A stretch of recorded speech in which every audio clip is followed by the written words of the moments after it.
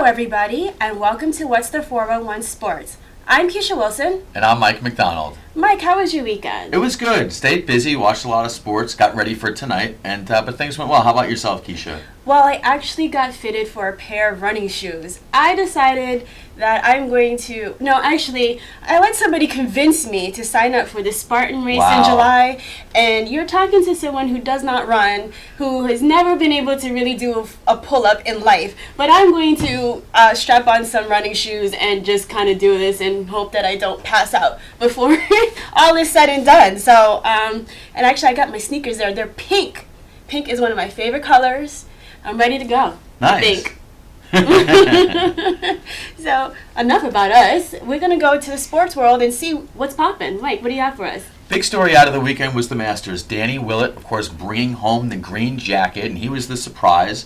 The marquee names, the big names, Phil Mickelson, he couldn't get it done, actually wound up leaving the tournament on Friday. Rory McIlroy was really a non-factor, but one of the other big stories was Jordan Spieth, who was really the front runner leading up until Sunday, leading up until the end of the weekend, and then he really things just sort of discombobulated for him. The question I have for you, Keisha, is do we need a Tiger Woods in order to focus on golf? And do you think that Tiger Woods will ever get back to where he used to be? Do you think that he can make a comeback?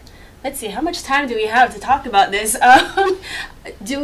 Golf does need Tiger Woods, and I think it was evident by the fact that his name was most talked about throughout the whole weekend, and he didn't even play. Everybody was talking about Tiger, whether it was the media talking about Tiger not being at Augusta and projecting maybe when he would come back, or it was the golfers talking about Tiger and his contributions to golf and how he personally affected their lives. So they definitely need and want Tiger back. And for me, Tiger was compelling television because I am not a student of golf. I've never played golf other than beating up my ex-boyfriend on the mini golf course, but I would watch just for Tiger because when he came out, he was unique to me.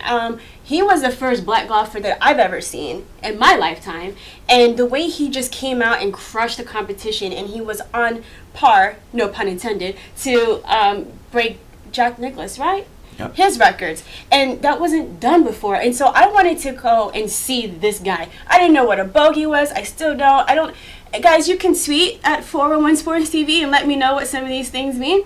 I didn't know what it was, but I just wanted to see Tiger. I wanted to see who this guy was, what he was going to do, and I could just tell based on the announcers whether or not it was good or bad, and I wanted to see who was going to beat him because he was so dominant. So golf does need a Tiger, but I can make a point saying that golf does not need him because what I think Tiger's absence has done is opened up the field because he was, like I said, he was just dominating and nobody really had a chance to win, and with him gone, it's left it wide open. And I haven't seen, and correct me if I'm wrong, I haven't seen anybody really be dominant. And as far as whether or not he'll come back, I think we've probably seen the last of Tiger Woods. Certainly his back is up against the wall. There's no question about that. And if you look back on the last real 10 years of Tiger's life, right, his father passed away.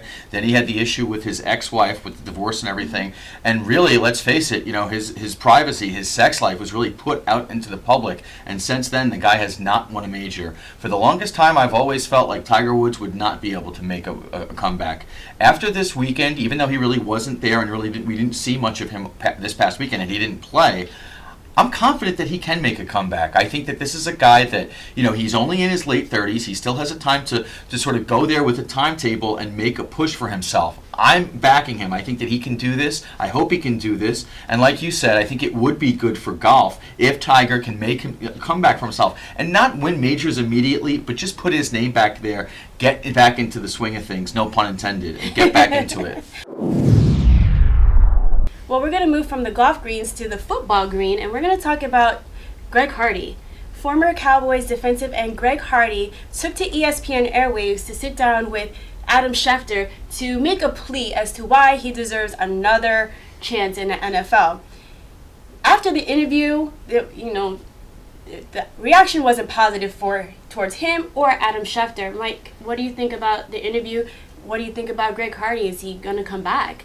I think one of the ESPN employees who really made a big statement about this was Michelle Beadle. Michelle Beadle is someone who's worked at ESPN for a long time, and she was not happy at all with the way that the interview went down. As far as Adam Schefter, I think that one of his big regrets with the interview was that he admitted that the big mistake that he made was admitting that Greg Hardy was actually a changed man. Adam Schefter doesn't really know Greg Hardy and how that all goes down. But as far as Greg Hardy is concerned, this is a guy that's really trying to get back into the NFL. He had a tough season last year with the Cowboys, both on and off the field. People want to make judgments about Greg Hardy, though, and of course we know the incident that happened with his ex-girlfriend and everything, and of course domestic violence is something that no one wants to joke about. But my thing is with this whole situation is that, people want to make judgments about a guy that they don't know. And of course we don't know the specifics about the situation that went down with him and his ex-girlfriend. It didn't look good, and we all saw the photos with her getting battered and bruised. And the way that this situation is sort of played out, I think it doesn't look good on any of these sides. However, the people that are really attacking Adam Schefter, this is a guy that's trying to do his job. Whether or not he's made some mistakes here and how he conducted the interview, people can go ahead and say that. But for the most part, I think Adam Schefter is someone who's really become one of the faces of the NFL in terms of how they go about interviewing football players.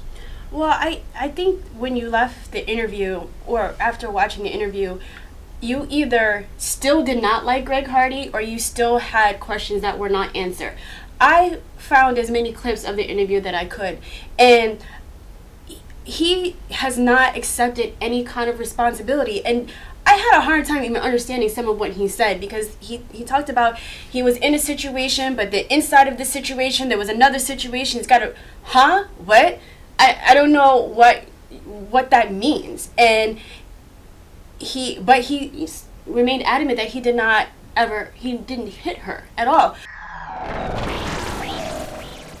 It doesn't seem like too many days can pass without a mention of Johnny Manziel. It's been a while, but not to fret, because here's Johnny. Johnny Manziel is back in the news with the Denver Broncos looking for a quarterback. And it's been reported that head coach Gary Kubiak did reach out to Johnny Manziel about possibly working with him down the future. Mike, do you think this move is desperate or good due diligence on the part of the Broncos? I think that Gary Kubiak's just going in and doing his due diligence. I don't think that they have any aspirations at all to bring Johnny Manziel into the mix. I can't see it happening. I think that there were some stories that came out from the weekend through TMZ or one of the websites where Johnny Manziel's off partying at the club, and it seems like this guy is really in a bad spot in his life, and he seems like he just wants absolutely no help whatsoever. As far as the Broncos are concerned, I'm not so sure why they haven't made a move to go after Ryan Fitzpatrick. This is a guy who I think would be a great fit for them. The Jets, they're really at a stalemate with Fitzpatrick, and it doesn't seem like they're making any progress whatsoever. And I think that the Broncos, who have showed, for the most part over the course of this offseason, that they're being kind of stingy. They don't want to go into their pockets and pay people, whether it's Colin Kaepernick or whoever it might be. And I think that it would be a good fit. I'm not saying that they definitely need to go after Fitzpatrick, but get on the horn, give the guy a call, bring him in for a workout, see whether or not that could be a good fit, and I think it could be. I think this is an indication that the Broncos are desperate, and they're trying to scramble to find what they think is the missing piece. So far, they want to keep two quarterbacks on their roster, which they have. They have Mark Sanchez and Trevor Siemian. No offense, but I don't even know Trevor Siemian. I didn't even know he was even on the roster. But obviously, they're not comfortable with those two options. So they're going out and looking. And as far as Ryan Fitzpatrick, I don't think that he's going to come, because the Broncos either they don't have the money that he's asking, or they don't want to give it to him. They have about $7 million from what I believe in cap space to offer. Ryan Fitzpatrick won't take that. He wants 15, 16. He wants the big money. He wants to be shown the money, and Denver does not have it. And so somebody like Ryan Fitzpatrick is off the table. Colin Kaepernick, I think anybody that passes even remotely as a mediocre quarterback is off the table. So I think they're kind of just grasping for straws. And with Manziel, look, he has NFL experience. He's been a starter, albeit not for full seasons, but he knows what it's like to play in the game. And you can get him at a bargain basement price, because he has no options right now. He's out of work, and nobody is really chomping at the bit. So you could probably get him at what they want to offer, and probably even less than the $7 million. I mean, they'd be crazy to offer him $7 million. So I think it's desperation mixed in with, salary cap, but in reality, I think Johnny's going to be on the bench Right. For this season. The average text takes your eyes off the road for nearly 5 seconds. At highway speeds, that's enough time to travel the length of a football field. Stop the texts, stop the wrecks. Welcome back to What's the 411 Sports. Well, the big story in the NBA, Keisha, has been the Golden State Warriors, who have tied the 95-96 Chicago Bulls for the 72 wins in the regular season. On Wednesday night, they'll be going up against the Memphis Grizzlies to break that record. This has been a great story. It's been really what people have been talking about all throughout the NBA this season. What's your take on this Warriors team? Well, the Warriors have one more game against the Memphis Grizzlies. It's the last game. It's do or die, so to speak. There are no more games after tomorrow. So I think the Warriors are going to do it because they have this mentality that this is what they want. And it's almost like a shark smelling blood in the water. They see it, it's within their grasp, and they want to go for it. This is what they've wanted for the past all season. And they said to Steve Kerr that they didn't want to rest. They wanted to chase this goal. So the moment is going to be here shortly, and they're going to rise to the occasion.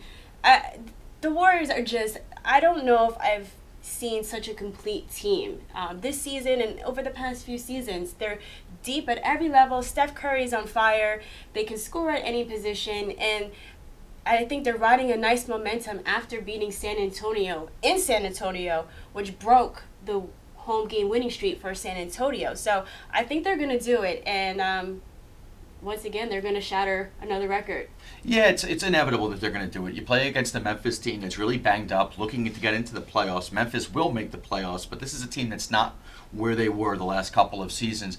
And as far as what you said with the Spurs, thank God for the Spurs, because if it weren't for San Antonio, heading into these NBA playoffs, I would think it would be kind of boring because nobody would be able to match up with this Golden State team because of San Antonio. At least we have something to look forward to when we get to the Western Conference Finals. With Golden State, they've been remarkable all season long. This has been a team that's been clicking on all cylinders. They play great defense. They're physical. Steph Curry is unbelievable. Yeah. He's just on a whole other planet. So this is something that they deserve. I know it's something that they've really worked hard for. The story was that Draymond Green has come out and said that Michael Jordan has even said to him to go after that record. Go ahead and give it that push that you need, and before you go ahead and make those playoffs. So hats off to the Golden State Warriors. They've had a great season. It hasn't been easy. We all know Steve Kerr in the beginning of the season was, he had some health issues and everything. They've battled through that, and to get 73 wins, I mean, they're not there yet, but we're both agreeing that they're probably going to get there. What a remarkable job by that Warrior team. Right. You've predicted, and most people, and even myself, have predicted that the Spurs and Warriors will meet in the conference finals. How many games do you think it will take, and do you still what do you think San Antonio can do to keep the Warriors from going to the championship? I think it would go 7 games. I think that they're very evenly matched. San Antonio is about 3 or 4 games behind Golden State when you look at the regular season standings. Maybe it would be 5 games now because you lost to them over the weekend. But I think it would be very close. I would give the edge to Golden State because of the home court advantage. But I think that right there, that's really what would decide the championship in the Western Conference Finals, is a matchup between those two teams. Yeah. I think that it'll be a great matchup. But I just, I watched the last game between the two, and it just seemed like San Antonio was almost on cruise control. But then the Warriors just kicked it into high gear and just ran off with it. So it really made me almost wonder if it would go 5 games. Did the Warriors have the opportunity or the ability to sweep them, or maybe allow 1 win by the Spurs? So we'll see. Playoffs are shortly upon us. Steph Curry's career is taking off. One career is coming to a close. Kobe Bryant, shooting guard from the LA Lakers, is retiring. He has 1 more game. And just to list some of the accomplishments he has, he's a 5-time NBA champion, an 18-time NBA All-Star, a 2 times NBA Finals MVP, and 2-time U.S. gold medal winner. Mike, as we say goodbye to Kobe, what are your thoughts and reflections about him and his career? What a great career. What an unbelievable career. This was a guy that was drafted by the Charlotte Hornets and traded for Vlade Divac on draft day that's how he wound up with the Lakers. I think the big thing that stands out with Kobe Bryant is when Shaquille O'Neal wound up, going into the end of his career, he wound up winning a championship with Miami. That was Kobe's time. That was when the Lakers really became his team. He had 3 championships under his belt at that point, and he didn't settle. He played with some great players. I mean, Lamar Odom, Ron Artest, of course, Pau Gasol. These are guys that really were surrounded by Kobe for him to go ahead and get those other 2 championships. You mentioned the gold medal. One of those gold medals, he actually carried the USA on his back, even playing with Carmelo Anthony, LeBron James, Chris Paul. Kobe was the go-to guy. Kobe was the guy that they gave the ball to when they needed the big shot. And as far as finishers, a guy that can always come through in the clutch, Kobe Bryant was always there. What a remarkable career. And, some of the things that he's had to deal with off the court over his career, I think he's been able to put that to rest. I think he's been able to sort of move forward and just, for the most part, had a great, great career. Yeah. I am sad. I am unapologetically a Kobe fan. I think he is fantastic, and he's kind of a polarizing figure because I've definitely gotten into debates about Kobe and how people think he's a ball hog and he's selfish and nobody wants to come play with him. And I don't agree with all of those points. I think when it's crunch time, who do you want the ball? I mean, I can't think of another person whose hands I want on that ball other than Kobe Bryant. He's just a winner. And that's what I think of him. He's just a winner. He's somebody who had so much love for the game and so much desire to play and to win, and just never cheated anybody, never cheated the fans. He gave everything that he had, and I'm really sad to see him go. I mean, there are not that many people like him anymore in the NBA, and I'm just sad that he's leaving in this way, because I still feel as though that fiery competitor is still within him, but his body just won't allow him to be who he wants to be on the court. So I hate to see him go, but I'm thankful for the time that I did get to experience Kobe Bryant. I feel very grateful as a sports fan to watch 2 of the greatest players ever to lace up basketball sneakers, which is Michael Jordan and Kobe Bryant. So, Kobe, thank you so much. Farewell, and wish you in all your future endeavors. And I'm actually looking forward to seeing what's going to be next for you. The average text takes your eyes off the road for nearly 5 seconds. At highway speeds, that's enough time to travel the length of a football field. Stop the texts, stop the wrecks. Welcome back to What's the 411 Sports. Mike, DBrickashaw Ferguson of the Jets announced his retirement. Besides having an awesome name like DBrickashaw, what do you think about his retirement? And at a young age, he's 32. I have no problem if he wants to go ahead and retire rather than take a pay cut. I'm not mad at that. I think that's something that's his personal decision that he wants to go ahead and do. I think that this gives the Jets some options when they go into the draft. This is a team that they have a lot of question marks, as we mentioned earlier in the show, about what's going to happen with this team. But I think that this gives the Jets a head start as to what they're going to do in terms of when they go ahead and draft certain players. They're probably going to be looking for a left tackle, because DBrickashaw Ferguson is going to leave a big hole, not just because he's a big guy, but a very big locker room presence. He's been with the Jets for a number of years. He's played his whole career there. And I think that in a way, the Jets really going to have to try and fill that gap sooner than later. And going into this season with all the question marks that they have, this is probably going to be one of the big things that they want to get taken care of immediately rather than wait. Yeah. He was going to clear up some cap space. If he had not chosen to retire, the Jets were going to ask him to take a pay cut. And he's been a model of consistency over the course of his career. Last year was a little bit of a down year, but not enough for him, in his mind, to warrant a pay cut. But as much salary cap space that he was taking up, now that's almost been eradicated, because the Jets did sign Ryan Clady from the Broncos, and they were able to get him only because they were able to restructure the contract that would be cap friendly for the Jets. So they do have the draft, so maybe they will still go ahead and fill that position, find a backup. Well, Keisha, we're about a week into the season. Have you had a chance to watch any of the baseball, as far as, and have you seen how the Mets and Yankees look at this point? Well, I've had an opportunity to see the Mets, And it's not, they're off to a sluggish start so far. Their bats seem to be asleep. They're stuck last season because they're kind of sleeping.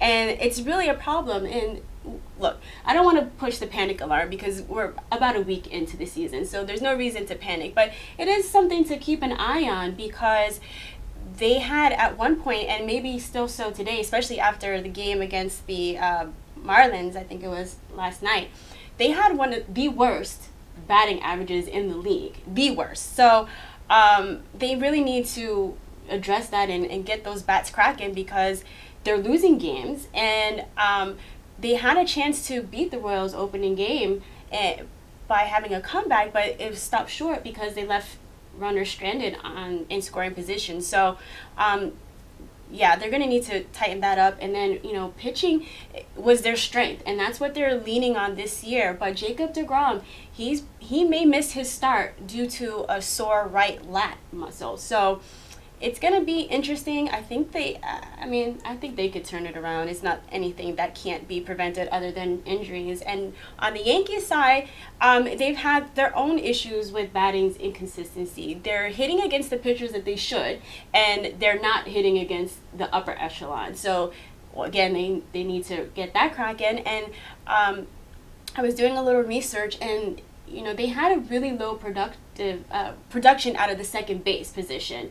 And over the past 2 seasons, the second baseman averaged a .235, and they had 36 home runs and 117 RBIs. But they may have found a solution in Starlin Castro. He's had 7 hits in his first 12 at-bats. So they might have solved that problem. What do you think so far? I think one of the good signs for the Yankees is he had a nice quality start out of CC Sabathia on Saturday, and if that's something that can continue, certainly that'll definitely add to the expectations for the New York Yankees this season. But they've had some rainouts, and they've only played about 5 or 6 games so far, and the same can be said for the Mets. But I think that the big question mark for the Mets is that they're losing to teams in their division. They lost 2 out of 3 to the Phillies over the weekend. They lost to the Marlins on Monday night. They have 2 more games against the Marlins this week. These are teams that the Mets should be taking care of business against. These are not teams that the Mets have any business losing against. So I think it's early. As you pointed out, there's so much to go. But right now, Met fans are really kind of uneasy about the way that this start has played out.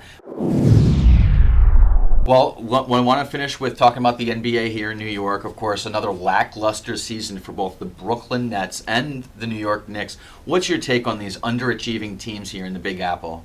Oh, boy. I'm going to try to keep this short and simple because I can probably go on a long time, especially about the Knicks. But then for both teams, they need to find a head coach. That's going to be first and foremost. With the Nets, they have heard the name Ettore Messina, who is a Spurs assistant coach, being thrown in the mix. Luke Walton, possibly a candidate. So whoever they get is going to have to be able to develop talent. They're not going to come in with a ready-made situation where you have a LeBron and Kyrie and you really load it in that way. Not devoid of talent, but you just got to know how to develop it more and to even manage it. And for the Knicks, the laundry. Phil Jackson, I don't know what's going on. I feel as though if he's not gone after this season, it's the next one. I think his mind, his heart is elsewhere. But what I really think is that he wants to coach. I really do. Because he said that he is very high on Kurt Rambis. And one of the reasons why is because he said he knows what I like and what I don't like. So Phil is looking for an extension of him. And Kurt Rambis hasn't shown me enough this season or his previous head coaching stints to warrant having this position on a full-time permanent basis. I don't know why Mark Jackson is not thrown in the mix. Tom Thibodeau, I love Tibbs. I don't know what it is about this guy, but I really love him. I think he really needs to be on a coaching sideline. And I just think that Carmelo needs to break up with the Knicks. This is like a bad relationship. Mike, it's like, you date a guy or girl, you like that person, but your friends and family, they're not too keen on them because they don't think that she's the right one for you. But you are determined to prove them wrong. You're going to stick it in. This is the girl for you. And when you know the writing's on the wall, you should probably just go. And I think as much as I admire Carmelo for trying to make it work, he doesn't have the time. And then the Knicks don't have the resources, and I don't think they will anytime soon to get him where he needs to go. Yeah, I think for the Nets, thank God that this season is going to come to a close. It's been the worst season in franchise history as far as I'm concerned. It's just been dreadful, and people are still showing up to the Barclays Center. I will say that. Even though the Nets they're 30 games below 500, people are still showing up to see them play. They have a lot of question marks. Like you said, the biggest question of all is who's going to coach this team. We're only going to find that out in the next month or so once this season does end. And then with the Knicks, I've heard David Blatt's name get mentioned. Right. But we don't know what Phil Jackson's thinking. I think he's been very sort of cryptic as far as what he's leaning towards, what he wants to do at the end of this season. I've heard rumors that, in fact, he does want to go back to the Lakers because his girlfriend is going to wind up being the majority owner of the team. And so there's a lot of question marks with both of these teams. To me, I think it's good that the seasons are going to be over for both of them because it's been tough to watch. Traditional light bulbs actually generate 9 times more heat than light. Switch to energy-saving bulbs. Saving energy saves you money. Welcome back to What's the 411 Sports. As you know, each week we put people who are behaving badly either on the bench, and if they're really misbehaving, they get in the doghouse. This week I am putting Louisiana Tech women's head coach Tyler Summit on the bench for having an inappropriate relationship with one of his players, a point guard by the name of Brooke Pomeroy. Mike, scandal in Louisiana. What's going on? Yeah, it doesn't look good. He had to step down, and a lot of people are going after him, saying that it's inexcusable. It's inexcusable not just to have a sexual relationship with one of your players, but and we see this a lot now, especially with women's basketball. There's been some stories over this season that have come out. I think Florida International had an incident like this as well. This doesn't look good for Tyler Summit in any way, and I'm not going to go ahead and make any excuse for this guy because you can't do this. Traditional light bulbs actually generate 9 times more heat than light. Switch to energy-saving bulbs. Saving energy saves you money. Welcome back to What's the 411 Sports. I hope you have your pen, your paper, your voice recorder, smartphone, anything you need to take down this information because here's what's coming up in our pipeline. The New York Mets will play in Cleveland on April 15th to April 17th. The Boston Marathon is Monday, April 18th. And the New York Yankees will meet up again with former teammate Robinson Cano when they play the Seattle Mariners April 19th to the 21st at Yankee Stadium. The Kentucky Derby will also be on May 7th, which is a Saturday. But Mike, before we close the show, I want to extend our deepest sympathies and condolences to the family and friends of former NFL player Will Smith, who was shot and killed over the weekend. Also, I want to extend that to the New Orleans Saints organization. It was a terrible tragedy, and we send our thoughts and well wishes during this difficult time. Traditional light bulbs actually generate 9 times more heat than light. Switch to energy-saving bulbs. Saving energy saves you money. Well, Mike, it's time to say goodbye to all of our friends. But don't worry, you can keep up with us until we meet again next week by following us on Twitter and Instagram, friending us on Facebook, and subscribing to our YouTube channel, all at 411 Sports TV. Thank you so much for joining us this week. I'm Keisha Wilson. And I'm Mike McDonald. And we look forward to seeing you again next week.